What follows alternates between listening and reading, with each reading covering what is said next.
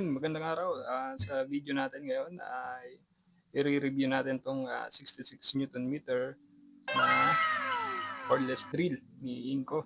So, yung model number nito ay CIB L1200668 at may metal chuck na rin siya na 3/8.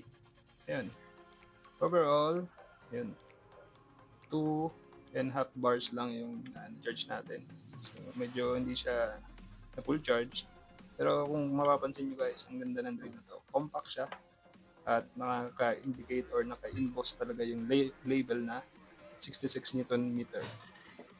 Sa previous vlog pala natin, ito yung 96 Newton meter yung review natin. So, compare mo din sa 66 Newton meter, malaki yung drill na to.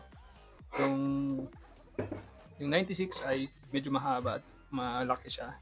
At nung nabili to ng may-ari, shoutout sa nagpairam sa atin, salamat. Wala siyang case. Nasa box din siya at may kasama siyang 2 bit at 3 nut driver. So, napaka-responsive ng trigger niya. Yung drill pala na to ay kompleto din ng function na may hammer, screw at drill mode.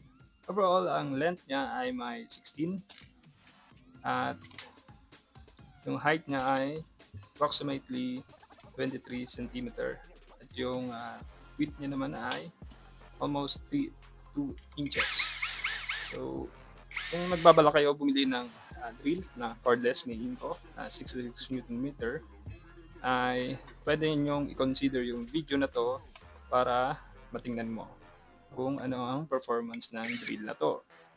So, ayun. Subukan natin siyang kunan ng speed. So, lagay muna natin siya sa speed 1.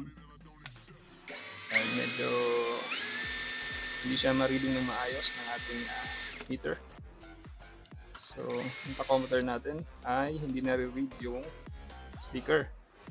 So, medyo ayusin muna natin yung pasensya na kayo at medyo nababaklas yung sticker. Mahina na kasi. So, kailangan kasi ng reflective sticker ng tachometer para ma-reading yung ating speed. So, ayun, kung mapapansin nyo, is 465 RPM. So, sabi dito sa label is 500 to 2,000. Yung 500 is gear 1 at 2,000 yung gear 2. So, napakalapit na guys kung ano natin, kung titingnan natin, malapit din siya sa actual rating na nakalagay dito sa sticker. So, ayan, buksan natin yung chuck niya. Metal chuck siya. At ano yung maximum capacity na buka or drill bit na pwede nating ipasok dito. So, approximately nasa 13 millimeter yung kayang ipasok na bit nito. Yung drill niya guys ay yung drill chuck niya pala ay 3/8. So, napakaganda ng drill niya. Sakto lang yung laki niya. Kung nalalaki kayo sa 96 Newton meter, ay maganda na tong pamalit. Wala pala siyang auxiliary handle. Ayun. Yung available lang na may handle ay nasa 96 Newton meter na drill ni Inco. So, kung mapapansin nyo guys, very solid yung build niya, yung build quality ng drill na to. So, straight from the owner, subukan agad natin siya sa lug screw na may habang 3 inches. Iniikot natin yung drill para matesting natin siya sa 4 layers of laminated plywood. So, bakit plywood yung gamit natin dito guys? So, yung plywood kasi is very, pasensya, dumudulas. Yung plywood ay very consistent siya na material para matesting. Ayun, medyo hirap siya kasi naka-activate or yun, naka-drill mode siya at saka hindi masyadong full charge. Pero kung mapapansin nyo sa 2.5 bars, nabaon niya naman yung napakahabang 3-inch na lug screw na may diameter na 3/8. Yan, subukan na ulit natin sa pangalawang pagkakataon at set natin siya sa clutch kasi kanina is naka-drill mode siya eh. Clutch natin siya sa maximum number. Yan, medyo madulas kasi wala po siyang pilot hole. Yan, makikita nyo na hindi natin siya nilalagyan ng pilot hole para matesting talaga yung effectiveness or yung torque, maximum torque ng drill na to. So, medyo mainit kaya pinapahinga ko yung yung screw. Kaya sagad-sagad natin. Ayan, adjust natin yung torque kasi na-activate yung torque setting na. Lagyan na natin sa drill bot. Ayun.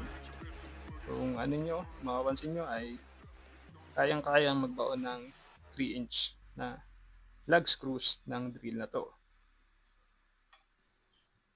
And pagkatapos ng mga lug screw pala ay subukan naman natin siya sa 5-inch. 5-inch siya guys, na tech screw. Wood tech screw. Ito yung susubukan nating ibaon sa 4 layers of laminated plywood na wala siyang pilot hole. So kung mahina talaga guys yung nabili nyo na drill ay siguradong hindi to kakayanin. Ayun. Select natin sa gear 1. Nasa drill mode na siya para ma-max talaga natin yung torque ng 66 Newton meter na drill ni Inco. So yung drill na to guys ay brushless na rin. Wala siyang brush na iintindihin. So kumbaga alikabok lang, konting hangin lang para malinis yung drill. Yun na lang yung pinaka-maintenance niya at yung life cycle ng battery.